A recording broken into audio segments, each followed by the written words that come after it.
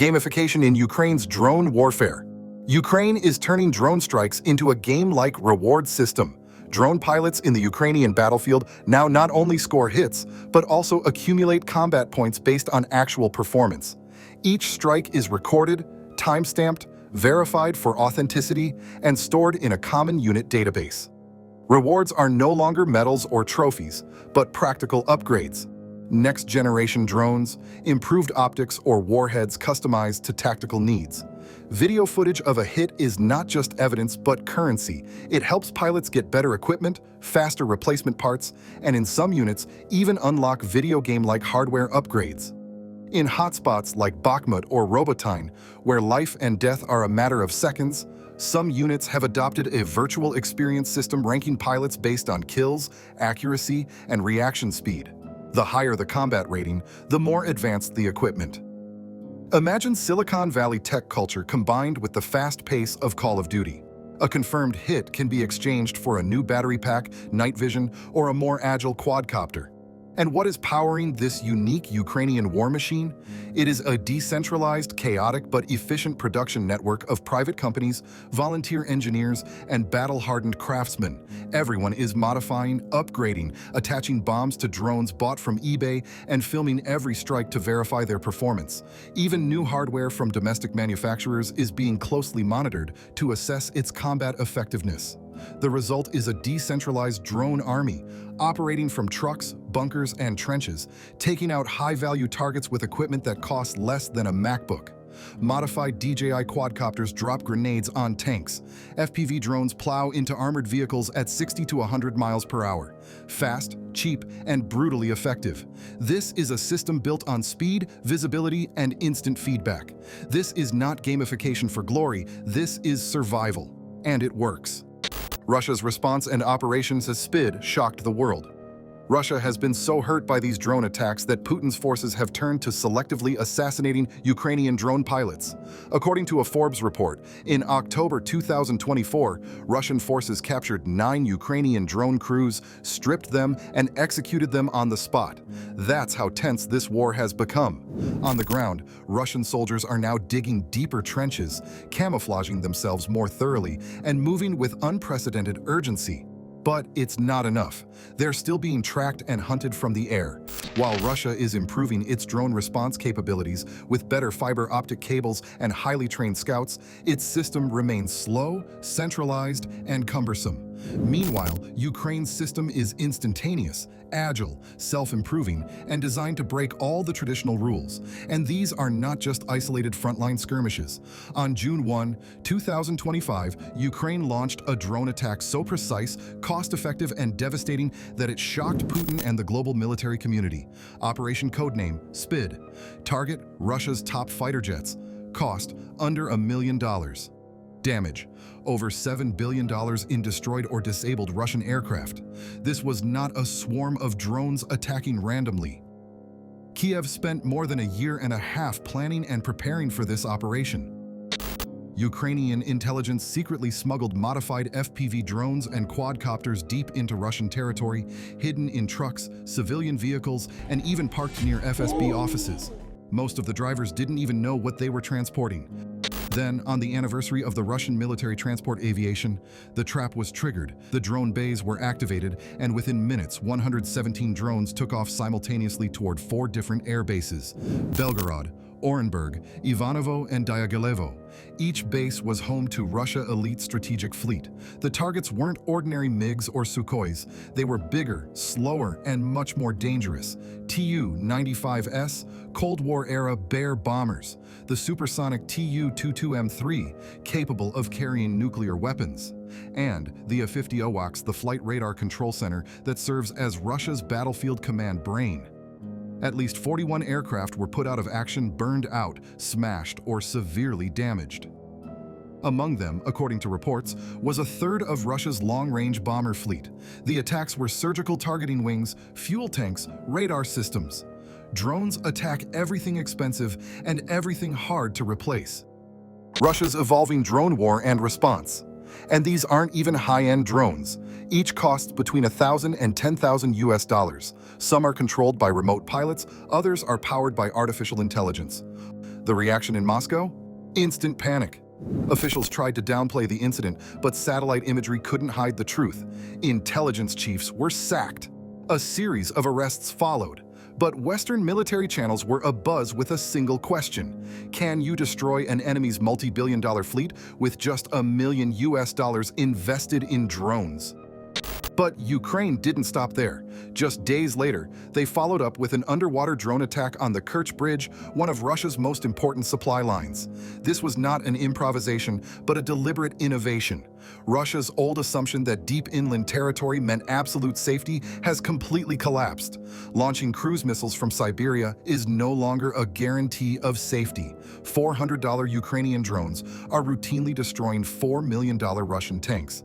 Authenticated video shows swarms of FPV drones tearing apart armored formations, supply convoys, and logistics depots. And this isn't a rare occurrence, it happens every week. On July 4, Ukrainian drones attacked a key defense facility in the city of Azov, Rostov Oblast, in a daring daylight raid. The Azov optomechanical plant produces essential electronic components for Russian missiles and armored vehicles and is located about 200 kilometers from the front lines. Earlier, on April 23, Ukrainian forces from the 63rd Mechanized Brigade shot down a $300,000 Russian Merlin VR reconnaissance drone, along with a $500,000 Supercam UAV. It's not just damage, it's disruption of supply chains and operational capabilities. This number means nothing to old-school generals, but to the new generation of warriors, it is genius.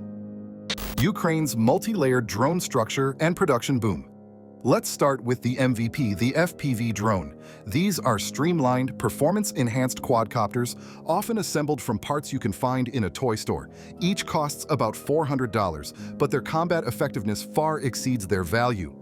Ukraine plans to deploy 4.5 million of these drones by 2025. You read that right, 4.5 million. These suicide drones are so cheap, they can plow into tanks, bunkers, artillery units, anything unlucky enough to get in their sights.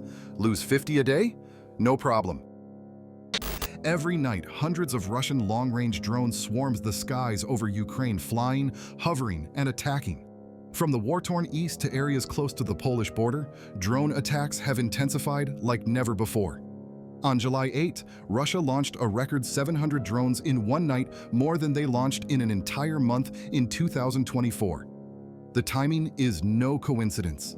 With US President Donald Trump setting a September deadline for Russia to agree to a ceasefire or face new sanctions, Moscow appears to be using this time to inflict maximum damage. Russia's drone race and changing military doctrine. Behind the scenes, Russia's drone game is evolving rapidly. Once reliant on Shahed drones imported from Iran, Russia has now produced its own upgraded versions, renamed Garin. The new models fly higher, are more resistant to jamming, and some even use artificial intelligence to operate autonomously. There are rumors of jet-powered variants in development.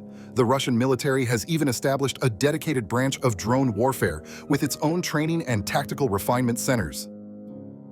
In June 2025 alone, Russia launched more than 5,000 drones in relentless waves of attacks. The tactic is clear: flood the skies, wear down defenses, and then repeat.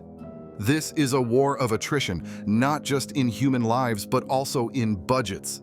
Initially, each drone cost nearly $200,000. Now, Russian assembly lines have reduced the cost to between $20,000 and $50,000 a piece, and they are churning out more than 5,000 long-range drones a month. Then there are the decoy drones, simple flying machines designed to fool Ukraine's defenses. Some cost as little as $1,000, powered by motorcycle engines and hope. But they work, making air defense radars waste expensive missiles on cheap targets, clearing the way for real attacks. One thing is clear: the war in Ukraine is driven by innovation, not intimidation. Victory is not bought with billions of dollars, but built from blueprints and executed with code. And as both sides race to perfect their drone arsenals, the battlefield is not just changing, it is being completely rewritten. The West's awakening and the anti-drone arms race. The sheer volume of cheap drones is forcing Western defense planners to rethink everything from budgets to operational doctrine. In the United States, billions of dollars are pouring into legacy systems like the Patriot, where a single missile can cost more than $4 million. But increasingly, those expensive missiles are being used to shoot down drones that cost less than a mid-range laptop. That's not fair. This growing disparity has triggered a shift. Defense planners are now shifting their focus from expensive deterrence to flexible, layered systems designed to deal with low-cost, high-volume threats.